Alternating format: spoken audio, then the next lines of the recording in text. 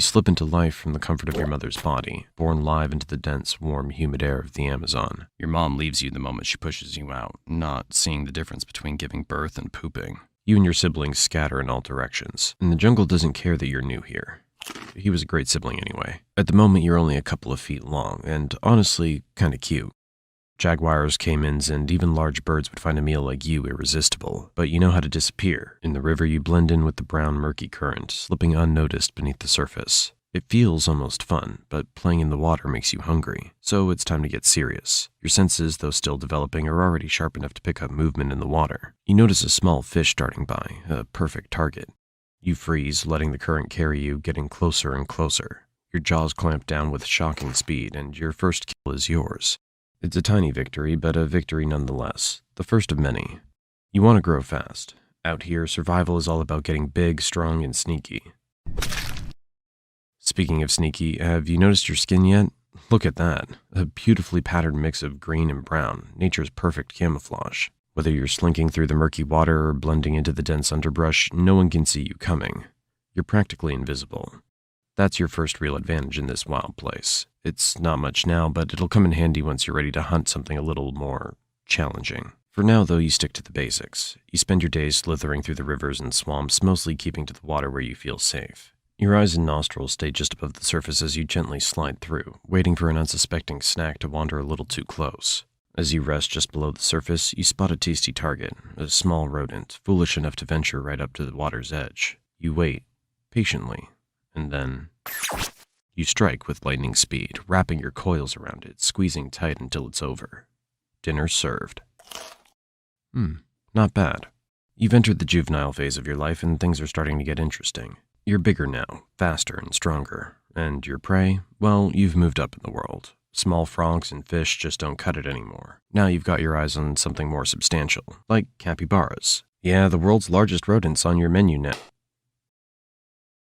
Whew, that was close.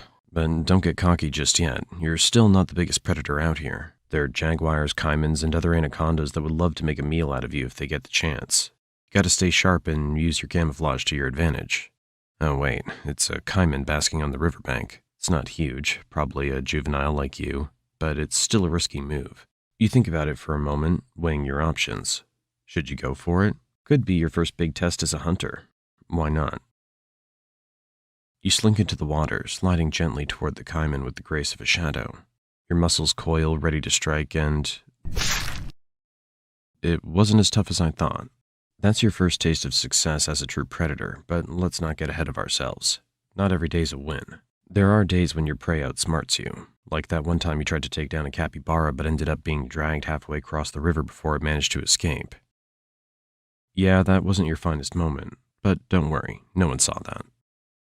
The good news is you're still growing, and with every meal you get a little bigger, a little stronger, and a little wiser. By the time you're fully into your juvenile phase, the jungle doesn't feel quite as intimidating anymore. Sure, there are still big predators out there, but you're climbing the food chain, and fast. As the months roll by, you become more and more comfortable in your environment. You've perfected the art of hiding in plain sight, waiting for hours, maybe days, or weeks. Finally. A group of capybaras grazing near the water's edge. You sink slowly beneath the surface, your eyes barely visible as you approach. You wait, your muscles tense. And then, what? Where did this jerk pop up from? Do you think he'd mind if you asked for just a small bite to curb your hunger? No, maybe that's not such a good idea. Let's get out of here. You continue to refine your skills, learning more about your environment and your place in it. You've mastered the art of stealth, using your patterned skin to blend seamlessly into the jungle around you. You've developed a keen sense of smell, allowing you to track prey even through the thickest underbrush. And your body?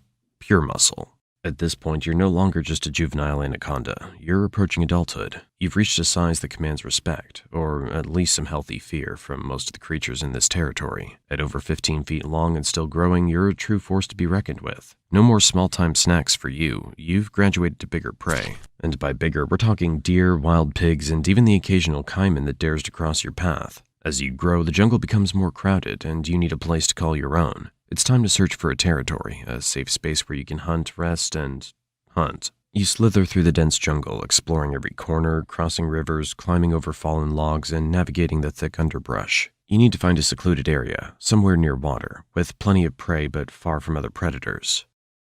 After days of searching, you find the perfect spot, a quiet stretch of river hidden beneath a canopy of trees. The perfect territory. You mark the area with your scent, claiming it as your own.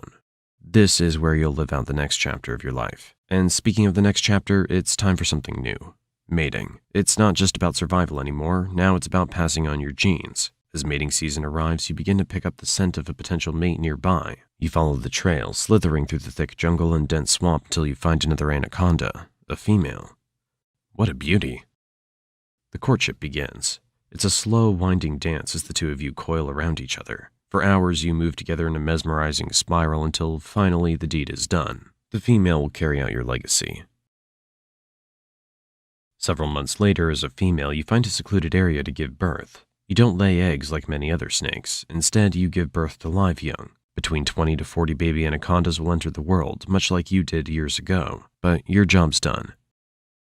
You leave, never to see the offspring, knowing that most of them won't survive their first year.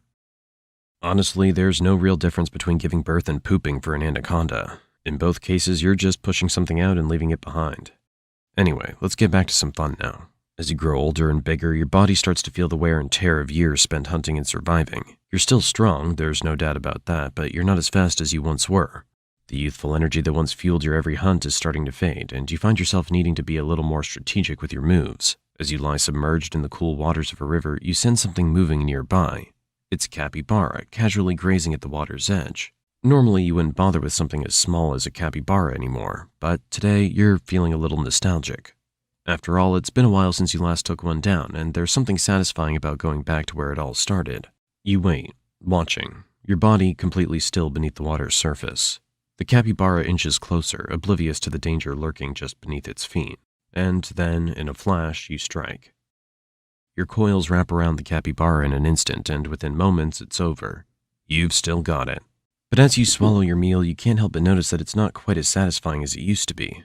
Sure, the thrill of the hunt is still there, but something's changed. You've grown, not just physically, but mentally. One day, as you stalk a young deer near the water's edge, you sense that something's different.